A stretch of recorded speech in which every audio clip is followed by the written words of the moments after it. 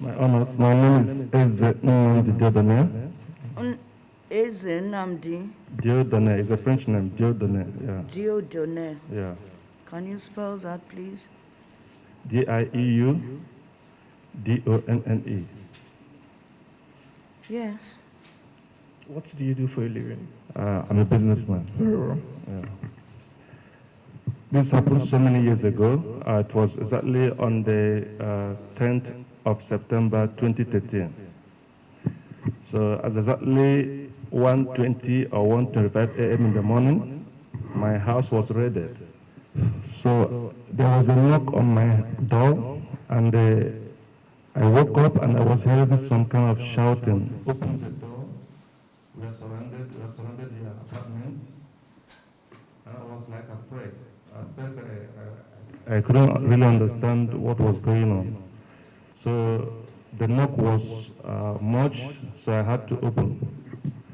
And when I opened the door, some kind of touch lights were flashed on my. Take it easy. The panel is writing. All right. Go slowly. So when I opened my door, touch lights were flashed on my face, and I couldn't see. And I received some kind of like 2 or 3 slaps from the people that were in front of me. I didn't know who they were. So they said, "Where is the gun? Where is the gun?" So I was holding my face. I said, "Which gun?" That's what I said that particular night. I said, "Which gun?" They said they will shoot me, they will waste me if I don't get out the guns. So I told them I was still asking which guns. So they now asked me where is my international passport. So I was still feeling the pains on my face, but I managed to get to my suit because that's where I normally put my international passport. I went there and brought out my international passport and I gave it to them. So I was supposed to travel the next morning. I'm from Imo State. That's my state of origin. So in my place, there are 2 banks there. But at times, when you go home, when you go there, then there's no network or the ATMs are not working. So I have to go to it to maybe make withdrawal. So normally, each time I want to travel, I normally go with cash. So from my settlement of account, on the 6th of September, I withdrew 200,000 naira, and on the 10th, I withdrew 500,000, making it 700,000, which I wanted to use to travel the next morning because I had a project in my village which I was doing. So when these people were when I gave them my international passport, they saw because I've already arranged my luggage. They say, "What's this?" I say, "It's my luggage." They say I should open it. They are the ones that even opened it. And they said, I told them I wanted to travel in the next few hours because this was happening around 1:20 to 1:25 a.m. So they started lifting up my clothes one after the other, and the money fell down. You know, it's like 100K, 100,000. That's wraps. So they now picked up the whole 700,000. They handcuffed me. I was still asking them, "Who are you people? What is my offense?" But they keep telling me, "You don't know us. We'll waste you. We'll waste you. If you talk, we'll waste you." That's the language they were using. So I kept quiet because where I was living that moment, me and my landlord, they came through the fence. The landlord didn't even know. It was after 3 days that he now saw me. He said, "Where have I been?" And I started telling him, say, "See what happened." But I didn't really tell him all that happened. So they told me, they handcuffed me, they drove me out. I was surprised. I was saying, "God, please help me," because I don't know what was going on. But my mind said to me, these are kidnappers. So they didn't tell me or maybe where they're from or whatever until we got to a place they call Adeniji Adele. It's in Victoria Island. So when we got there, I now knew that it was a police station. So some of them say, fine man, bring out the gun, bring out the gun. I said, which gun? But I don't know what you people are talking about.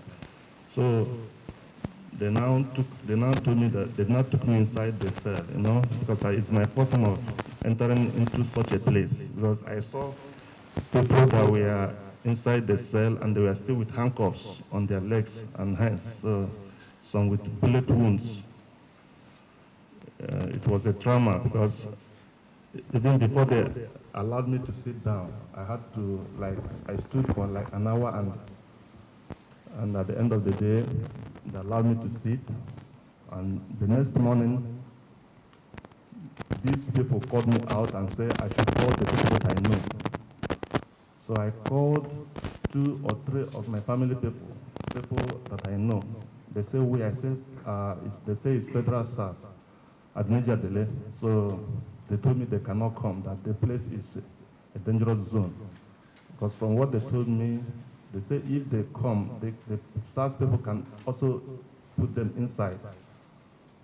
So I now called a friend of mine.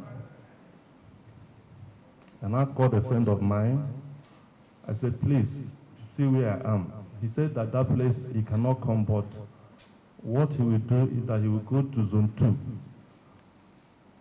and get an officer there, that he will come with an officer. That's the only way, because he has heard a lot about how those people operate, the Federal SARS.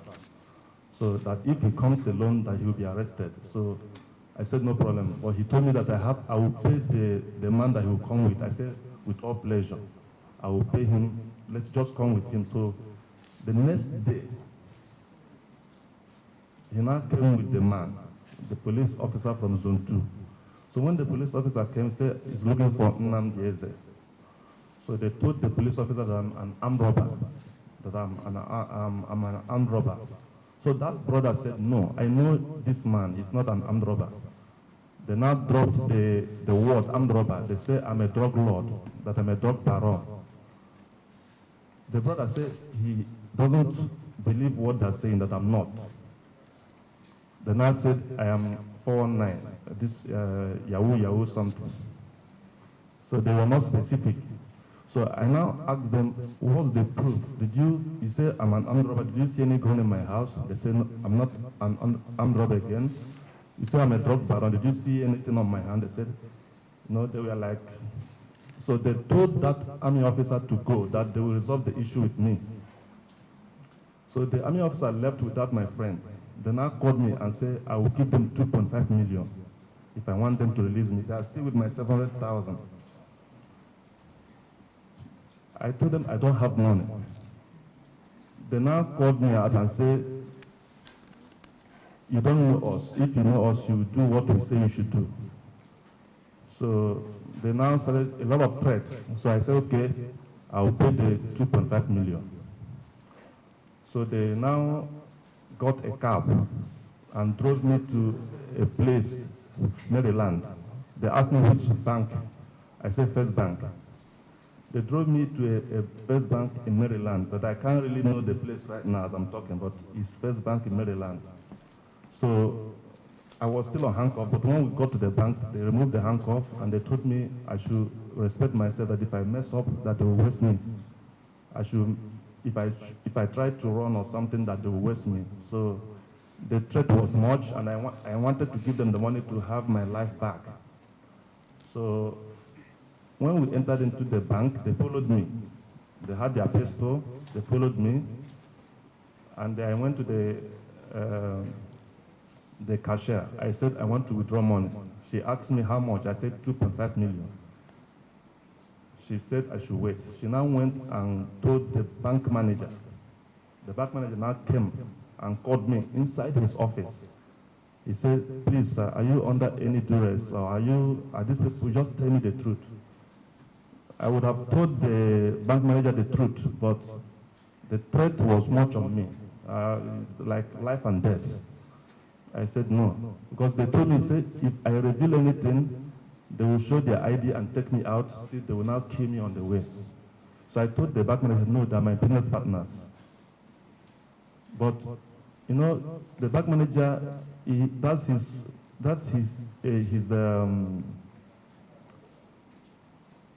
work. He looked at me and he saw that I was not being frank to him. He told me there's no such money in the bank. So when I came out, I told the people, they said there's no such money in the bank. We went out from the bank, they handcuffed me, put me in their car, and they drove me to Ikondo. There's a place they call Ikondo. Ikoto. When you're at Ikoto, you go to Ikondo. There's a One First Bank before you go out to the express of Ikoto. That's Ikondo. They parked there. They told me that I should respect myself. That when I get there, I should do what we came here for, so that there will be peace. So when we got inside the bank, they gave me an account, GTB account. They said I should transfer 2 million to that GTB account. My statement of account is here with my lawyer. Maybe the another panel can see that too. So I took the transfer form and I transferred 2 million to that account. So they made a call to the owner of the said account. And the owner said he has gotten an alert. So they now asked me to go and stand on the queue to withdraw another 500,000. Because I think the highest you can withdraw on the queue as at that time was 500,000. I don't know about now. So I took the slip. I was on the queue, and I withdrew 500,000, and I gave to them.